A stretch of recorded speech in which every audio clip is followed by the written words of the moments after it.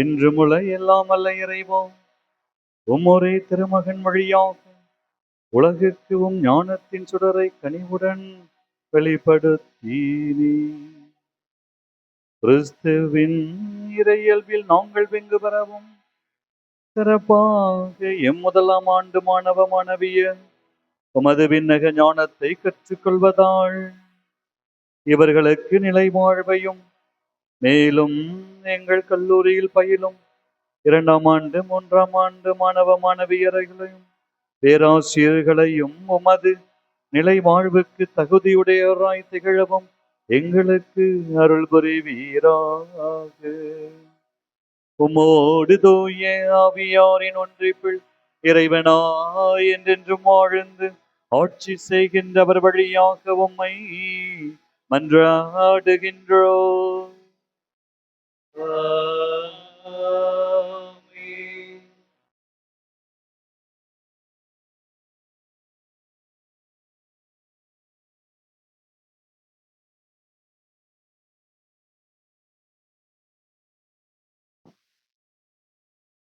நீதிமொழிகள் நூலிலிருந்து முதல் வாசகம். இயல் 2, இறை வார்த்தைகள் 1 முதல் 11 முடிய. பிள்ளாய், நீ ஞானத்திற்கு செவிசாய்த்து மெய்யறிவில் உன் மனதை செலுத்து. என் மொழிகளை ஏற்று என் கட்டளைகளை சிந்தையில் இருத்திக்கொள். ஆம், நீ நுண்ணறிவுக்காக வேண்டுதல் செய்து பகுத்தறிவுக்காக உரக்கம் அன்றாடு. செல்வத்தை நாடுவது போல் ஞானத்தை நாடி புதையலுக்காக தூண்டும் ஆர்வத்தோடு அதை தேடு. அப்பொழுது ஆண்டவரிடம் கொள்ளும் அச்சம் இன்னதென்பதை அறிந்து கொள்வாய். கடவுளை பற்றிய அறிவை பெறுவாய்.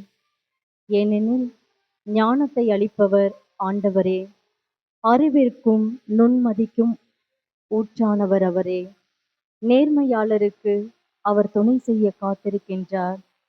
மாசற்றோருக்கு கேடயமாயிருக்கின்றார். நேர்மையாளரின் பாதைகளை அவர் பாதுகாக்கின்றார். தம் அடியாரின் வழிகளை காவல் செய்கின்றார். எனவே நீ நீதியையும் நேர்மையையும் நடுநிலைமையையும் நலமார்ந்த நெறிகள் அனைத்தையும் தெரிந்து கொள்வாய். ஞானம் உன் உள்ளத்தில் குடிபுகும். அறிவு உன் இதயத்திற்கு இன்பம் தரும். அப்பொழுது நுண்ணறிவு உனக்கு காவலாயிருக்கும். மெய்யறிவு உன்னை காத்து கொள்ளும். ஆண்டவரின் அருள்வாக்கு. உமக்கு நன்றி.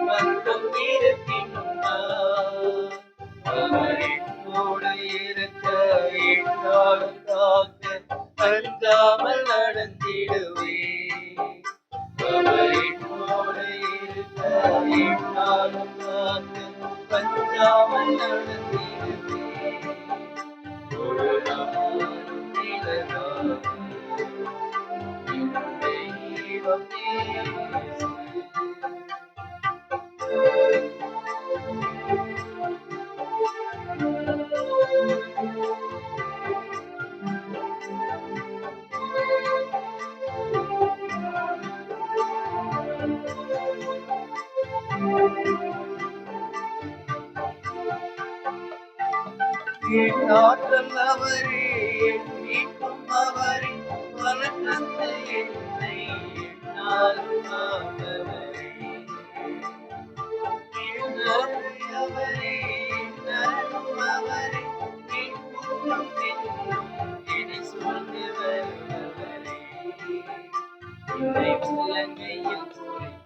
காலமெல்லாம் காக்க என் தேவன் இருக்கின்றார். இவை உலகையில் பொறுத்து காலமெல்லாம் காக்க என் தேவன் இருக்கின்றார். ஒரு நாளும் விலகாது என் தெய்வம் இயேசு.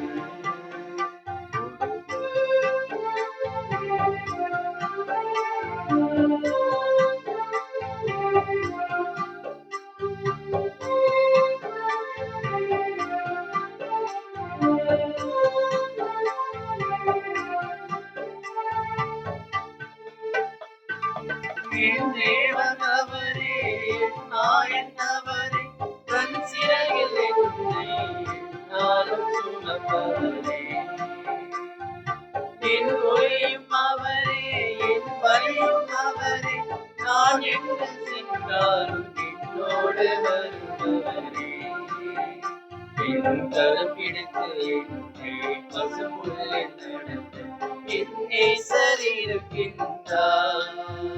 என் கரம் பிடித்து என்னை பசும்புல்லில் நடத்த என் நேசர் இருக்கின்றார். ஒரு நாளும் விலகாது என் தெய்வம் இயேசு. ஒரு நாளும் விலகாது என் தெய்வம் இயேசு.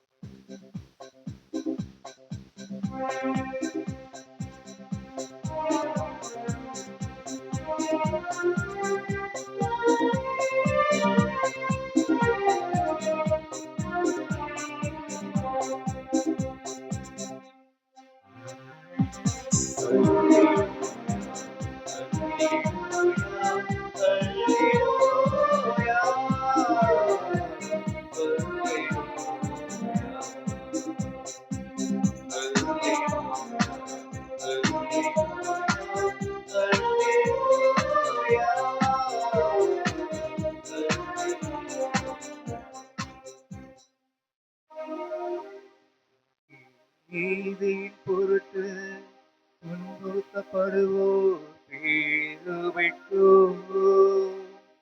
ஏனெனில் விண்ணரசு அவர்களுக்குரியது. அல்லேலூயா.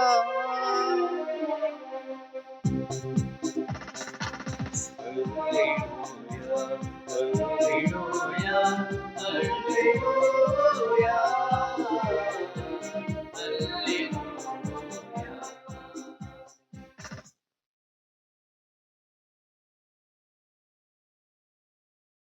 ஆண்டவர் உங்களோடு இருப்பாராக. உம் ஆன்மாவோடும் இருப்பாராக. புனித மத்தேயு எழுதிய நற்செய்தியிலிருந்து வாசகம். ஆண்டவரே, மாட்சி உமக்கே. மத்தேயு நற்செய்தி அதிகாரம் 7 வசனங்கள் 24 முதல் 29 முடிய. அக்காலத்தில் இயேசு கூறியதாவது: நான் சொல்லும் இவ்வார்த்தைகளை கேட்டு இவற்றின்படி செயல்படுகிற எவரும் பாறை மீது தம் வீட்டை கட்டிய அறிவாளிக்கு ஒப்பாவார். மழை பெய்தது, ஆறு பெருக்கெடுத்து ஓடியது, பெரும் காற்று வீசியது, அவை அவ்வீட்டின் மேல் மோதியும் அது விழவில்லை. ஏனெனில் பாறையின் மீது அதன் அடித்தளம் இடப்பட்டிருந்தது. நான் சொல்லும் இவ்வார்த்தைகளை கேட்டு இவற்றின்படி செயல்படாத எவரும் மணல் மீது தம் வீட்டை கட்டிய அறிவிலிக்கு ஒப்பாவார். மழை பெய்தது, ஆறு பெருக்கெடுத்து ஓடியது, பெரும் காற்று வீசியது, அவை அவ்வீட்டை தாக்க அது விழுந்தது. இவ்வாறு பேரழிவு நேர்ந்தது. இயேசு இவ்வாறு உரையாற்றி முடித்தபோது அவரது போதனையை கேட்ட மக்கள் கூட்டத்தினர் வியப்பில் ஆழ்ந்தனர். ஏனெனில் அவர்களுடைய மறைநூல் அறிஞரை போலன்றி அதிகாரத்தோடு அவர்களுக்கு அவர் கற்பித்தார். ஆண்டவரின் அருள்வாக்கு. இயேசுவே உமக்கு புகழ்.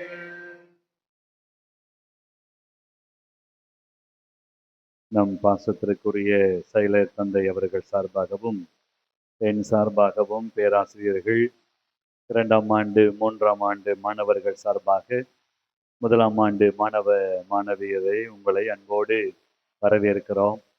ஒரு மாதத்திற்கு முன்னதாகவே உங்களுக்கு வரவேற்பு கொடுத்திருக்கணும். ஆனாலும் கூட நீங்கள் எப்போதும் இந்த கல்லூரிக்கு ஒரு சாதனையாளர்கள். ஆகவே நீங்களாம் லேட்டாக வந்தாலும் லேட்டஸ்ட்டாக வரக்கூடியவங்க.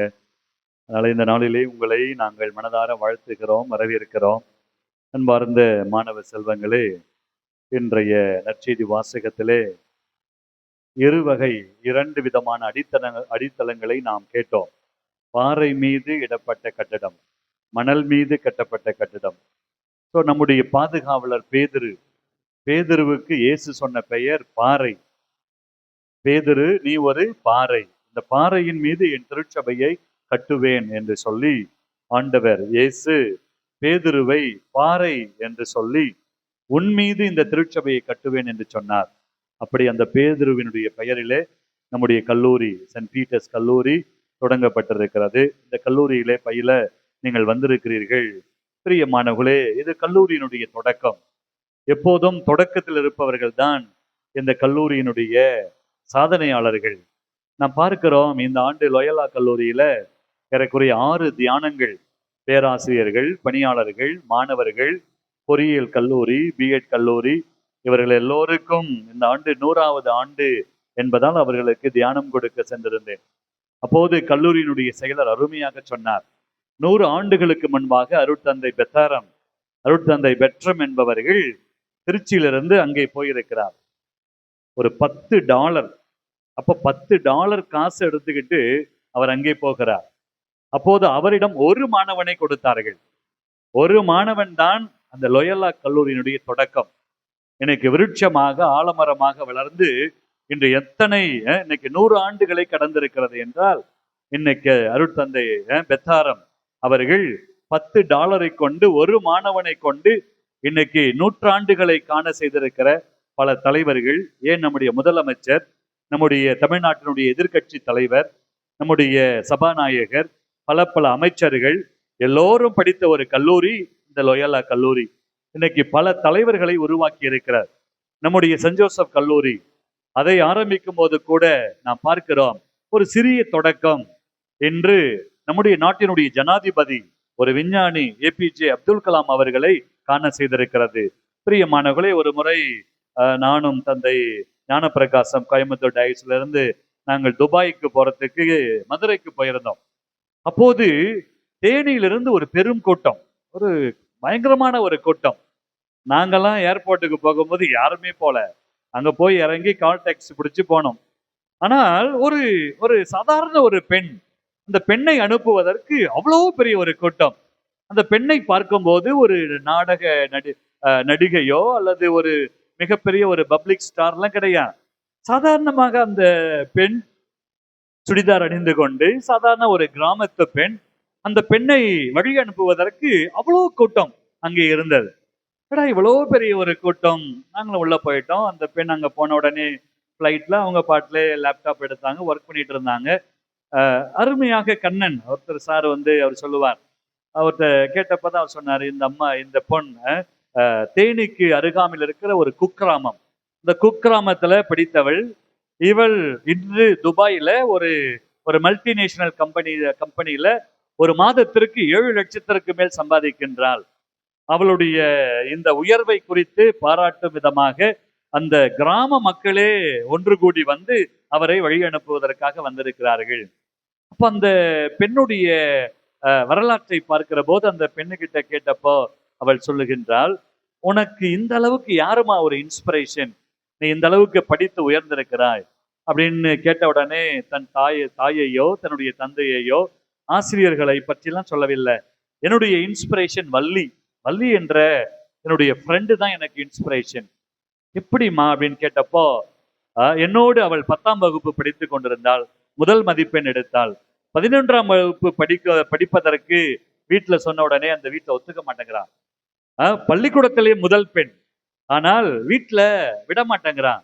என்ன காரணம் என்று பார்க்கிற போது அந்த கிராமத்திலிருந்து அவர்கள் பக்கத்து ஊர்ல இருக்கிற பள்ளிக்கூடத்தை தான் போய் படிக்கணும்.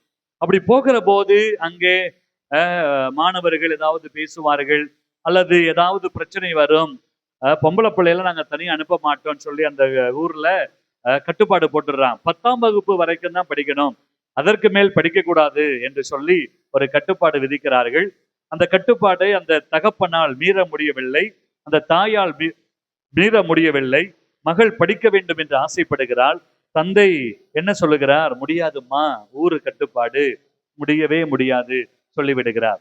இதை கேட்டு மனமுடைந்து அந்த வள்ளி தற்கொலை செய்து கொள்ளுகின்றார். உடனே இந்த தமிழ்ச்செல்வி இவளும் செய்தி கேட்டு ஓடுகின்றாள். பள்ளிக்கூடத்துல இருந்து எல்லாரும் வராங்க, ஆசிரியர்கள் வராங்க. அந்த இறந்து போன வள்ளியை பார்த்து எல்லோரும் கதறி அழுகிறார்கள். ஆனால் இந்த தமிழ்ச்செல்வி மட்டும் அங்கு அழவே இல்லை. வள்ளியினுடைய சடலத்தை பார்த்து, வள்ளி, உன் கனவை நான் நிறைவேற்றுகிறேன், உன்னுடைய கனவு என்னுடைய கனவு என்று சொல்லி அந்த தமிழ்ச்செல்வி அங்கே அழாமல் சபதம் எடுத்துக்கொண்டாள். சபதம் எடுத்துக்கொண்டவள் தன் தாய் தந்தையிடம் அங்கே சொல்லுகின்றாள், ஊர் கட்டுப்பாட்டை மீறி நான் போவேன், நான் படிப்பேன், எனக்கு முடிந்தால் உதவி செய்யுங்கள், இல்லை என்றால் என்னை விட்டு விடுங்கள் என்று சொல்லி அந்த தமிழ்ச்செல்வி பேசுகின்றாள். அவளுடைய தைரியத்தை கண்டு தந்தை, ஓகேம்மா நீ போமா, என்ன இருந்தாலும் பார்த்துக்கலாம். அப்படியாக அவள் 11ஆம் வகுப்பு 12ஆம் வகுப்பு படிக்கின்றாள். அதை தாண்டி மதுரையிலே ஒரு கல்லூரியில, சாதாரண கல்லூரியில அவள் தன்னுடைய டிகிரி படிக்கின்றாள். படித்து முடித்துட்டு அவளும் பிசிஏ தான் படித்திருக்கிறாள். படித்து முடித்து விட்டு அந்த கம்ப்யூட்டர்ல அவள் என்ன செய்கின்றாள்? ஒரு ப்ரோக்ராமிங் பண்ணுகின்றாள். தன்னுடைய கேம்பஸ் சென்டருக்கு வந்த அந்த கம்பெனி அவளை எடுத்துக்கொள்ளுகிறார்கள். தன்னுடைய திறமையை கொண்டு அவள் என்ன செய்கின்றாள்? அடுத்தது மல்டிநேஷனல் கம்பெனிஸ் அவள் அப்ளை பண்ணுகின்றாள். அதன் பிறகுதான் அந்த துபாயில அவளுக்கு வேலை கிடைக்கிறது.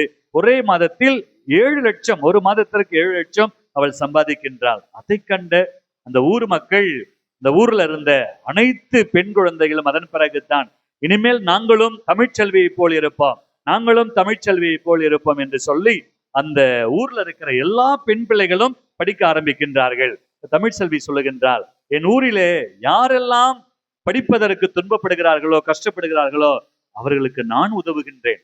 அவர்களுக்கு படிப்பிற்கு எவ்வளவு செலவானாலும் பரவாயில்லை, நான் பார்த்துக் கொள்கிறேன் என்று சொல்லி அந்த தமிழ்ச்செல்வி தன்னுடைய நெஞ்சை நிமிர்த்தி கொண்டு, எவ்வளவு சந்தோஷமா, இதோ படிப்பு தான், கல்விதான் என் வாழ்க்கையை இந்த அளவுக்கு உயர்த்தி இருக்கிறது. இன்னைக்கு இந்த ஊர் மக்கள் அனைவரும் எனக்கு வழி அனுப்ப வருகிறார்கள் என்றால் ஏதோ நான் செய்கின்ற உதவிக்காக அல்ல, அந்த ஊருக்கு நான் ஒரு முன்னுதாரணம். ஊர் கட்டுப்பாட்டை கடந்து நான் சபதம் எடுத்துக்கொண்டேன். என்னுடைய தோழிக்கு பதிலாக அவள் ஒரு கோழைத்தனமாக தற்கொலை செய்து கொண்டாள். ஆனால் இந்த உயிர் இந்த உலகத்திலே முடித்துக் கொள்வதற்கு அல்ல, சாதித்து காட்டுவதற்கு. அந்த ஒரு வைராக்கியத்தோடு நான் படித்தேன். நான் 2 மடங்கு என் தோழிக்காக சேர்ந்து நான் படித்தேன். இன்னைக்கு நான் இந்த நிலையில் இருக்கிறேன் என்று சொல்லி அந்த தமிழ்ச்செல்வி சொன்னாள். இன்றும் அவள் பல பெண்களுக்கு ஒரு முன்னுதாரணமாக இருக்கின்றாள். மாணவியரே, இன்று நாம் பார்க்கலாம், இந்த கல்லூரி உங்களுக்கு பெருமை அல்ல, நீங்கள் தான் கல்லூரிக்கு பெருமை, நீங்கள் தான் கல்லூரிக்கு பெருமை. அதை ஏன் என்று சொல்லுகிறேன் என்றால், நம்முடைய கல்லூரியிலே தொடக்கத்திலே படித்த ஒரு பையன், அவன் பிசிஏ டிபார்ட்மெண்ட். இன்னைக்கு நம்ம டிபார்ட்மெண்ட்டுக்கு தெரியுமோ இல்லைன்னு தெரியல, அவன் இன்னைக்கு ரஷ்யாவில் இருக்கிறான். அவன் ரொம்ப திறமைசாலி கிடையாது, அவனுக்கு ஆங்கிலம் அவ்வளவாக வராது. அவன் பல அரியர்களை வைத்திருந்தான். இன்னைக்கு அவன் ஒரு ஊதாரியை போலத்தான் இருந்தான். அப்படிப்பட்ட ஒரு பையன் இன்னைக்கு ரஷ்யாவில் இருக்கிறான். அதை கேள்விப்படும் போதே எனக்கு சந்தோஷமாக இருந்தது. ஆக இன்னைக்கு தொடக்கத்தில் அவனுக்கு உங்களை போல்தான், கல்லூரி என்றால் ஜாலியா இருக்கணும். அதுவும் பாத்தீங்கன்னா சீனியர் சொல்லுவாங்க, டேய் இதெல்லாம் ஜாலியா இருக்கணும், படிக்காத. காலேஜ்னா ஒன்னு அரியர் இருக்கணும், இன்னொன்னு ஃபிகர் இருக்கணும். அரியர் இல்லாத காலேஜும் ஃபிகர் இல்லாத காலேஜ் கிடையாது. இப்படித்தான் உங்க தேர்ட் இயர்ஸ் இப்படித்தான் சொல்லி உசுப்பேத்துவான். இல்ல நீங்க கரெக்டா நல்லா முடி வெட்டிக்கிட்டு டீசெண்டா வந்தீங்கன்னா அவங்களாம் உசுப்பேத்துவாங்க, டேய் என்னடா இதெல்லாம் காலேஜ், நீ அரை பேண்ட் போடு, முக்கா பேண்ட் போடு, இப்படித்தான் சொல்லுவாங்க உங்க சீனியர்ஸ். நம்ம சீனியர்ஸ் நல்ல பிள்ளை, அருமையான பிள்ளைங்க, தங்கமான பிள்ளைங்க. ஏன்னா அவங்க எல்லாம் பாருங்களேன், அவங்கள போல ஒரு பசங்க உலகத்துல யாருமே கிடையாது. 9 மணிக்கு காலேஜ்னா 8:30 மணிக்கே காலேஜுக்குள்ள வந்துருவான். அப்படிப்பட்ட பிள்ளைங்க 6 மணிக்கு எழுந்துருங்கடான்னா 4:30 மணிக்கு எழுந்துடுறாங்க நம்ம பசங்க. அப்படிப்பட்ட சீனியர்ஸ் தான் நம்ம சீனியர்ஸ். ஆக இன்னைக்கு இந்த உலகத்துல மனிதர்களை பார்த்தால் ஏமாந்து போய் விடுவீர்கள். இன்னைக்கு சினிமா நடிகர்களை பார்த்தால் நீங்கள் காணாமல் போய் விடுவீர்கள். இன்னைக்கு உங்களுடைய வாழ்க்கையில நீங்கள் மனிதருடைய வார்த்தைகள், மனிதர்களுடைய மாதிரிகள் இந்த உலகத்திலே ஒரு உன்னதமானது கிடையாது. ஆனால் நீங்கள் நம்முடைய தந்தை சொன்னது போல ஞானத்தோடு செயல்பட வேண்டும். இந்த ஞானம் என்பதுதான் உங்களை உயர்த்தும். அதைத்தான் முதல் வாசகத்திலே நீதிமொழிகள் புத்தகத்திலே 2ஆம் அதிகாரத்திலே வாசிக்க கேட்டோம். ஞானம் எந்த மனிதனுக்கு கிடைக்கிறதோ அந்த தமிழ்ச்செல்விக்கு அந்த ஞானம் வந்தது. நான் சாவதற்கு அல்ல, நான் சாதிப்பதற்கு பிறந்தவள் என்று சொன்னது ஒரு ஞானத்தை பெற்றுக் கொண்டதால் தான் இன்று பல பெண்களுக்கு முன்னுதாரணமாக இருக்கின்றார். அது மட்டுமல்ல, ஒரு மாணவனை கொண்டு $10 கொண்டு ஒரு பெரிய நிறுவனத்தை கட்டி அருட்தந்தை பெத்தாரம் அடிகளார் எனக்கு தொடங்கினார் என்றால் அவருக்கு கிடைத்த ஒரு இறை ஞானம். இன்று நம்முடைய முன்னாள் குடியரசுத் தலைவர் அப்துல் கலாம், அவர் ஒரு சாதாரண தமிழ் மீடியம் பள்ளிக்கூடத்துல ராமேஸ்வரத்துல ஒரு பட்டி தொட்டியிலே பிறந்தவர். இன்று ஒரு உயர்ந்த விஞ்ஞானியாக, ஏன் நம்முடைய இந்திய நாட்டின் முதல் குடிமகனாக மாறினார் என்றால் அவருக்கு கிடைத்த ஒரு ஞானம். ஆக இன்னைக்கு இந்த உலகத்துல இன்னைக்கு உங்களுடைய இந்த டிகிரி, நீங்கள் வாங்கக்கூடிய பட்டம் அது முக்கியம் அல்ல, நீங்கள் படிக்கக்கூடிய கல்லூரி அது முக்கியம் அல்ல. ஆனால் நீங்கள் பெற்றுக்கொள்கின்ற ஞானம், அதற்குத்தான் இப்படிப்பட்ட கிறிஸ்தவ நிறுவனங்கள், இப்படிப்பட்ட ஒரு கல்லூரி. அதுவும் இந்த கல்லூரியினுடைய தொடக்கத்தில் நீங்கள் படிக்கிற போது பல பல வாய்ப்புகள் உங்களுக்கு கிடைக்கும். நீங்கள் ஒரு சிறு கூட்டமாக இருக்கலாம், சிறு மந்தையாக இருக்கலாம். ஆனால் இப்போதுதான் உங்களுக்கு அதிகமான ஒரு வாய்ப்பு. நீங்கள் பெரும் கூட்டத்தில் நீங்கள் போய் அந்த கூட்டத்தில் காணாமல் போய் விடுவீர்கள். ஆனால் இப்படி நீங்கள் ஒரு ஆரம்ப கட்டத்தில் இருக்கக்கூடிய ஒரு கல்லூரியில நீங்கள் படித்து உங்கள் திறமையை நீங்கள் வெளிக்கொணர்கிற போதுதான் இந்த உலகத்திலே நீங்கள் வெற்றியாளர்களாக மாறுவீர்கள். அதற்குத்தான் இந்த கல்லூரி உங்களை பெருமையோடு வரவேற்கிறது. ஆகவே இந்த உலகத்துல இன்று கோடிக்கணக்கான பிள்ளைகள் இன்று பட்டங்கள் வாங்கி கொண்டிருக்கிறார்கள். கடந்த வாரத்திலே நான் கோயம்புத்தூர் சென்றிருந்தேன். அப்போது கற்பகம் யூனிவர்சிட்டிக்கு போயிருந்தேன்.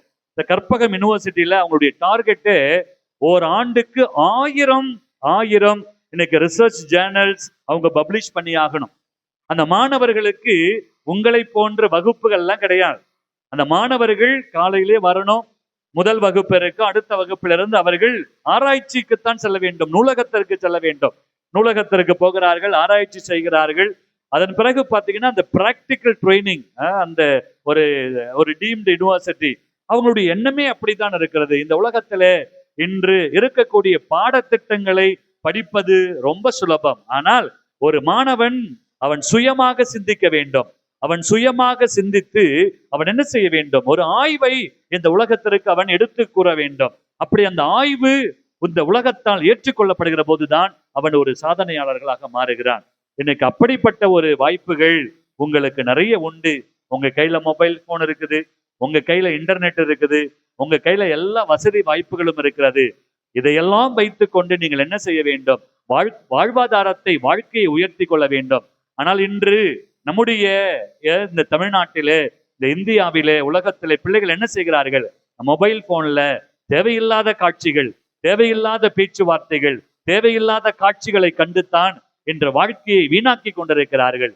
நீங்களும் அப்படி இருந்தால் உங்கள் படிப்பு, உங்கள் பட்டயம் அது வீணாக போய்விடும். ஆனால் நீங்கள் இங்கே கற்றுக்கொள்ளுகின்ற பாடம் உங்களுக்கு ஞான பாடமாக மாற வேண்டும். நீங்கள் நல்லதை கற்றுக்கொண்டு தீயவற்றை விளக்கி நீங்கள் ஒரு சாதனையாளர்களாக மாற வேண்டும். அதுதான் உங்களுடைய பெற்றோருடைய விருப்பம், அதுதான் இந்த நிறுவனத்தினுடைய ஆசை.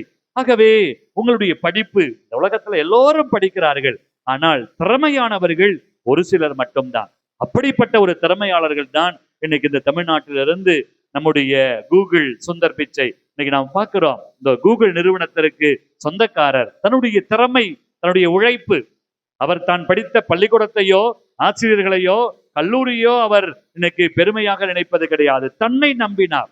உன்னை அறிந்தால் நீ இந்த உலகத்தில் போராடலாம். அப்படி உங்களை அறிந்து கொள்வதற்குத்தான் இந்த கல்லூரி, இங்க இருக்கிற பேராசிரியர்கள் உங்களை உணர வைப்பதற்குத்தான். ஆகவே நீங்கள் உங்களை அறிந்து கொள்ள வேண்டும். உங்கள் திறமைகளை நீங்கள் புரிந்து கொள்ள வேண்டும். உங்கள் திறமைகளை இந்த உலகத்திற்கு நீங்கள் வெளிப்படுத்துகிற போதுதான் நீங்கள் ஒரு சாதனையாளர்களாக மாறுவீர்கள்.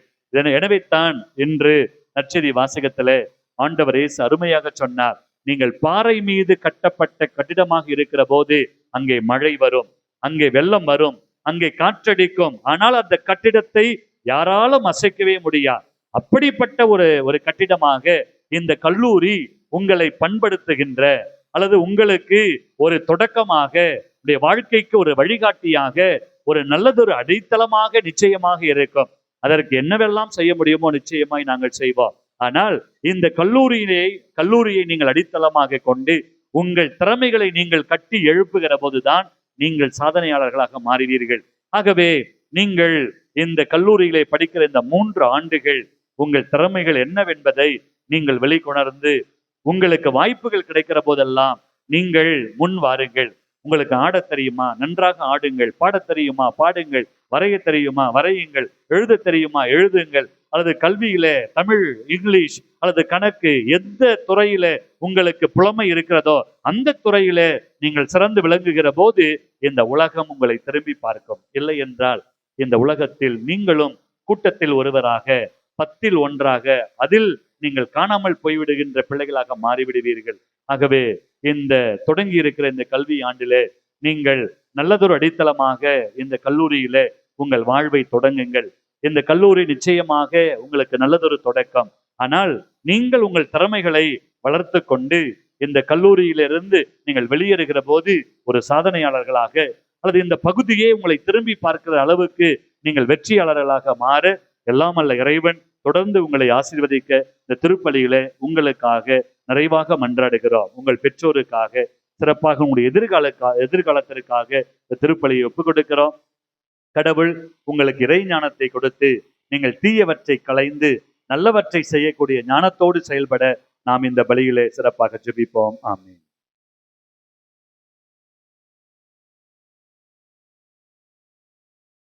எழுந்திருப்போம். நாம் அனைவரும் எழுந்து இந்த வாலிப வயது, இளம் பருவம், பல சோதனைகள், பல இடர்பாடுகள், பல சவால்கள் உங்களை வந்து சந்திக்கும்.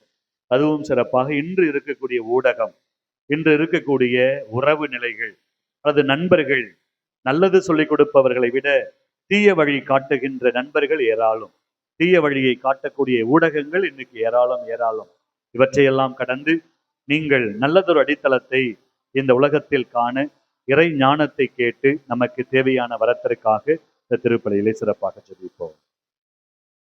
திரு அவையை இறை வழியில் வழிநடத்தும் நம் திருத்தந்தை, ஆயர்கள், குருக்கள் மற்றும் துறவரத்தார் அனைவரும் உமக்கு அஞ்சி உம்முடைய திருவுளத்தின்படி மக்களை வழிநடத்த வேண்டுமென்று இறைவா உம்மை தாழ்மையுடன் மன்றாடுகின்றோம். ஆண்டவரே, எங்கள் மன்றாட்டை கேட்டருளும். இறைவா, எங்கள் கல்வி நிறுவனத்தில் புதியதாக இணைந்துள்ள அனைத்து மாணவர்களும் தங்கள் கல்வி, ஆன்மீகம் மற்றும் நற்பண்புகளில் வளர்ந்து தங்கள் வாழ்வின் நோக்கம் உணர்ந்து வாழவும், மேலும் எங்கள் கல்லூரிக்கு நல்ல மாணவர் சேர்க்கை கிடைத்து கல்லூரியை தொடர்ந்து வளர்ச்சி பாதையில் இறைவன் வழிநடத்த வேண்டுமென்று உம்மை மன்றாடுகின்றோம். ஆண்டவரே, எங்கள் மன்றாட்டை கேட்டருளும். எங்கள் கல்வி நிறுவனத்தின் முதல்வர் தந்தை, செயலர் தந்தை மற்றும் ஆசிரியர்கள் அனைவரையும் நீர் நிறைவாக ஆசிர்வதியும். ஆசிரியர்கள் மாணவர்களுக்காக எடுக்கும் முயற்சிகள் அனைத்தையும் நீர் ஆசீர்வதிக்க வேண்டுமென்று இறைவா உம்மை மன்றாடுகிறோம். ஆண்டவரே, எங்கள் மன்றாட்டை கேட்டருளும். உலகம் முழுவதும் அமைதி நிலவவும், இளைஞர்கள் மற்றும் இளம் பெண்கள் அனைவரும் உண்மை, நீதி மற்றும் அன்பின் பாதையில் நடக்கவும், அவர்கள் தங்கள் வாழ்வில் உயர்ந்த நிலையை அடைய அருள் தர வேண்டுமென்று உம்மை மன்றாடுகிறோம். ஆண்டவரே, எங்கள் மன்றாட்டை கேட்டருளும். நம்முடைய தனிப்பட்ட தேவைகளுக்காக, மேலும் கல்லூரியின் சார்பாக நாம் எடுக்கிற எல்லா முயற்சிகளும், அதிலும் சிறப்பாக வரும் காலத்திலே கல்லூரியினுடைய முன்னேற்றத்திற்காக நாம் எடுக்கிற இந்த பேரிடர் மேலாண்மை இந்த ப்ராஜெக்ட் நல்ல முறையிலே நடக்கவும், இதோ இந்த பகுதிக்கு இந்த கல்லூரி ஒரு உயர்வை, ஒரு மாற்றத்தை கொடுக்கிற ஒரு கல்லூரியாக மாறவும் நாம் ஜெபிப்போம். இந்த மன்றாட்டுக்களை எல்லாம் எங்கள் ஆண்டவராகிய கிறிஸ்து வழியாக உம்மை மன்றாடுகின்றோம். ஆமென். ஆமென்.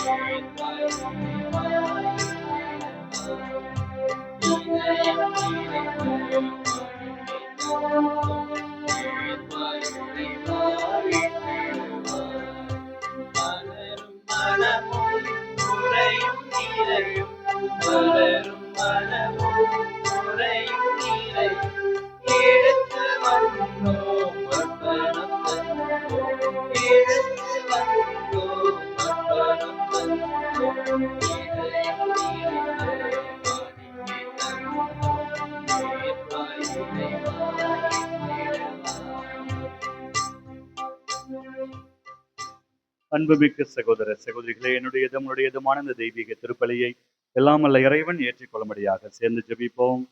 ஆண்டவர் தம் திருப்பெயரின் புகழ்ச்சிக்காகவும் ஆட்சிக்காகவும் நமது நன்மைக்காகவும் புனித திரு அவையின் அனைத்து நலனுக்காகவும் நமது கையிலிருந்து இவனை ஏற்றுக்கொள்வாராக. ஆண்டவரே, எங்கள் வழிபாட்டின் பலியை ஏற்றருளும். அதனால் நாங்கள் உம் கையில் ஒப்படைக்கும் எம் முதலாம் ஆண்டு மாணவ மாணவியர்களையும் எம் கல்லூரி மாணவ செல்வங்கள், பேராசிரியர்கள், கல்லூரியினுடைய அனைத்து செயல்பாடுகளையும் உம் கரத்தில் ஒப்புக்கொடுக்கின்றோம். எங்களுக்கு ஞானத்தையும் ஆற்றலையும் தந்து பாவ கரையிலிருந்து எங்களை தூய்மைப்படுத்துவீராக. எங்கள் ஆண்டவராகிய கிறிஸ்து வழியாக உம்மை மன்றாடுகின்றோம்.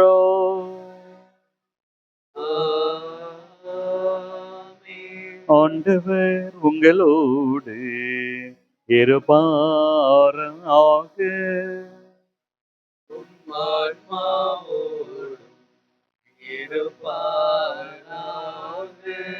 இதோ எங்களை மேலே எழுப்புங்கள்.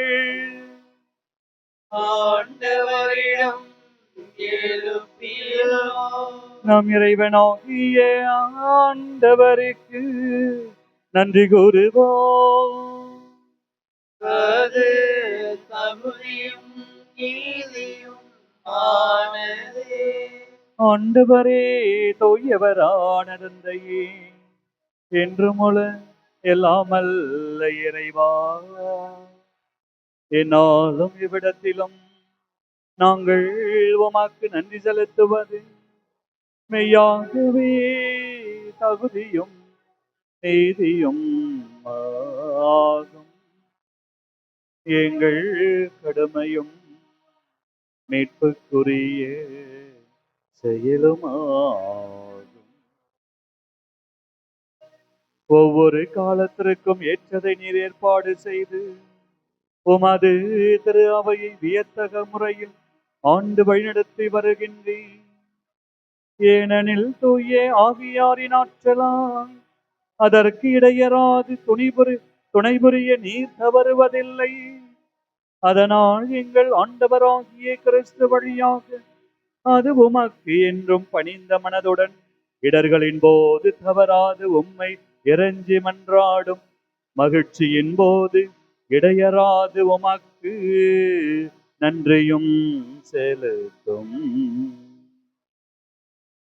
ஆகவே வானக தூதர் திரளோடு ஒன்று சேர்ந்து நாங்களும் உம்மை புகழ்ந்தேத்தி மகிழ்ச்சியுடன் பாடுவதாவது: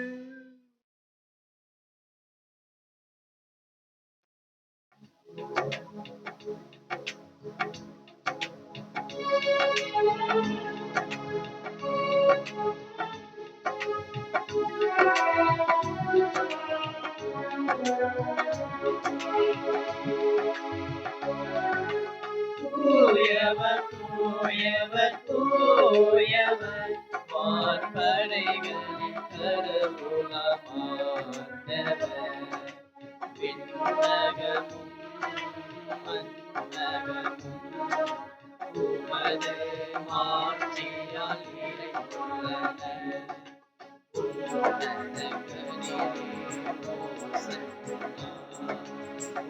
உன்னதங்களிலே ஓசன்னா. ஆண்டவர் பேரால் வருகிறவர் ஆசி பெற்றவர். உன்னதங்களிலே ஓசன்னா. உன்னதங்களிலே ஓசன்னா. முழந்தால் படியிடுவோம். இது மிக மிக முக்கியமான நேரம். கொஞ்சம் முட்டி போடுங்க, நம்மளாம் வைக்கப்பட வேண்டாம். இந்த 3 ஆண்டுகள் நீங்கள் எடுக்கிற இந்த கல்வி பயணம், உங்களுடைய வாழ்க்கை பயணம், இறைவனுடைய அருளால் நீங்கள் நிறைவை காண இந்த நேரத்தில் சிறப்பாக நீங்கள் ஜெபியுங்கள். உங்களுடைய பெற்றோர்களுக்காக ஜெபியுங்கள், உங்களுடைய வாழ்க்கைக்காக ஜெபியுங்கள். ஆண்டவரே, நீர் மெய்யாகவே தூயவர், தூய்மை அனைத்திற்கும் ஒற்று. ஆகவே உம்முடைய ஆவியை பொழிந்து இக்காணிக்கைகளை தூய்மைப்படுத்த உம்மை வேண்டுகிறோம். இவ்வாறு எங்கள் ஆண்டவர் இயேசு கிறிஸ்துவின் உடலும் இரத்தமுமாக எங்களுக்கு இவை மாறுவனவாக. அவர் பாடுபட உளம் கனிந்து தம்மை கிளைத்த போது அப்பத்தை எடுத்து நன்றி செலுத்தி அதை பிட்டு தம் சீடர்களுக்கு அழைத்து கூறியதாவது: அனைவரும் இதிலிருந்து பெற்று உண்ணுங்கள், ஏனெனில் இது உங்களுக்காக கையளிக்கப்படும் என் உடல்.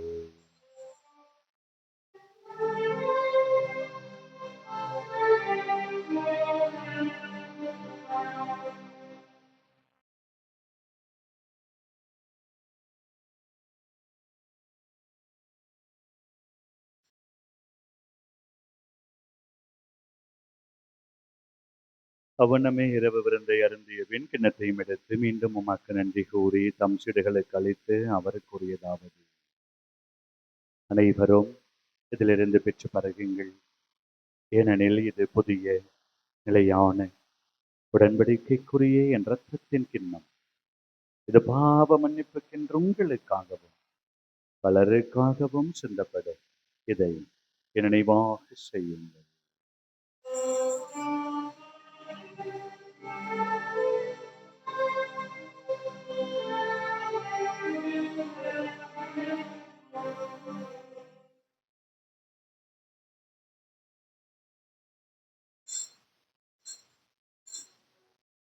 நம்பிக்கையின் மறைபொருள்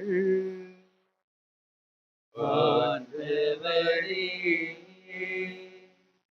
நீர் வருமளவும் உமது இறப்பினை அறிக்கையிடுகின்றோம்.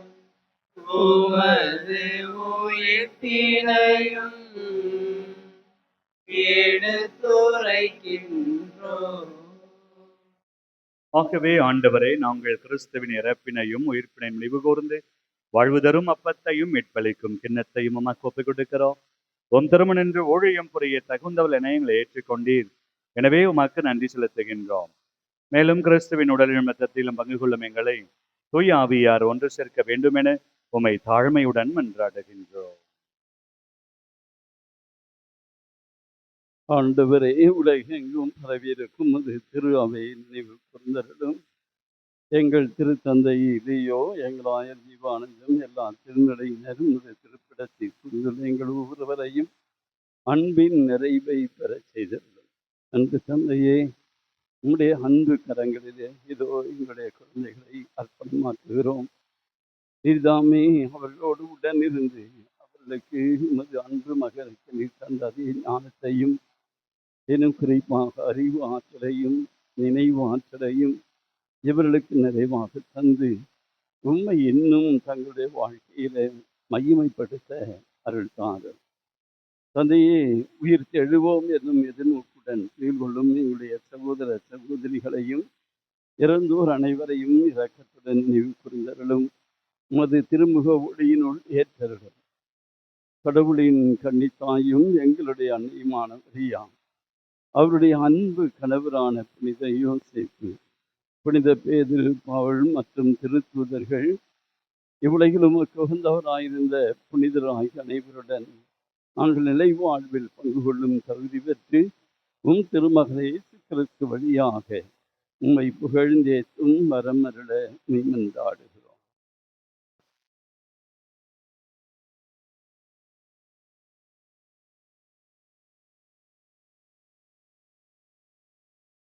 இவர் வழியாக இவரோடு இவரில் எல்லாம் வல்ல இறைவனாகிய தந்தையே,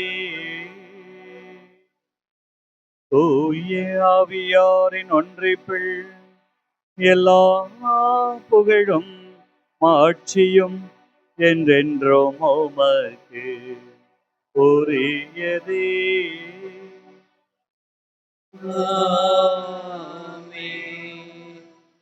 ஆமென்.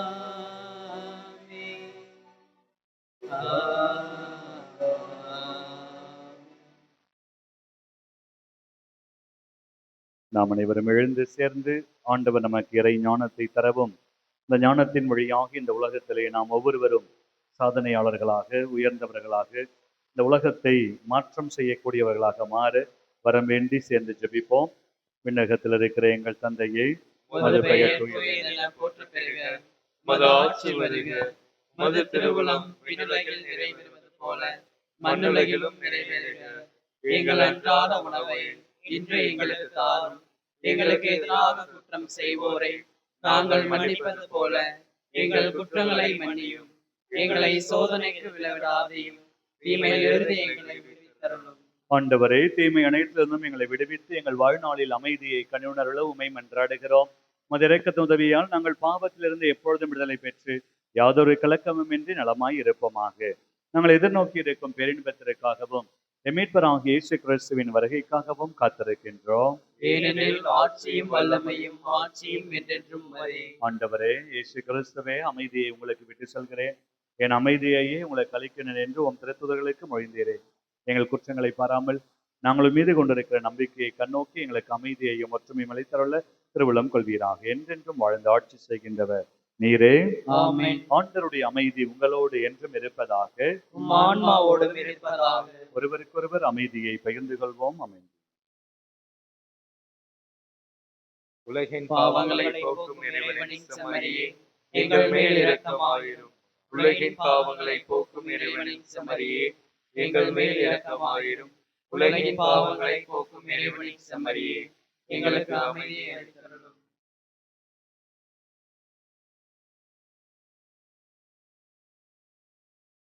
இதோ இறைவனின் செம்மறி, இவரே உலகின் பாவங்களை போக்குகின்ற தெய்வம். நமக்கு வழி, வாழ்வு, ஒளி, உண்மையும் உயிருமாய் இருக்கிற தெய்வம் இவர். ஞானத்தை தந்து ஏதோ நம்மை வழிநடத்துகிற தெய்வமும் இவரே. தெய்வத்தின் திருவிருந்தருக்கு அழைக்க பெற்ற நம் அனைவரும் பேறு பெற்றோர். ஆண்டவரே, நீர் என்னிடத்தில் எழுந்துள்ள நான் தகுதியற்றவன். ஆனால் ஒரு வார்த்தை மட்டும் சொல்லி அருளும், எனது ஆன்மா நலமடை. ரத்தமும் என்னை காக்கும் வாழ்வு கழித்து செல்வதாக. ஆமென்.